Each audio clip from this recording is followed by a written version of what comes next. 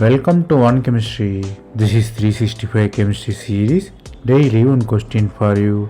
Here biphenyl is given. You are attaching in ortho position nitro and methyl. Both phenyl group has nitro and methyl on the each side.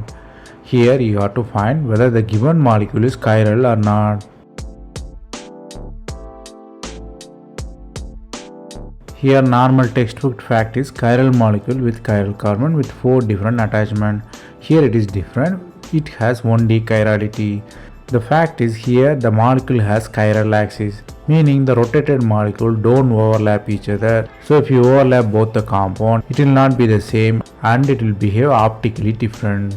So the molecule have new kind of chirality by the chiral axis. That is called 1D chirality. So the given molecule is chiral. Here the concept you have to learn here is, even though molecule without chiral center, the molecule can be chiral with the chiral axis.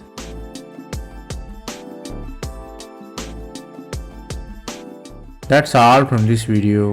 Thanks for watching.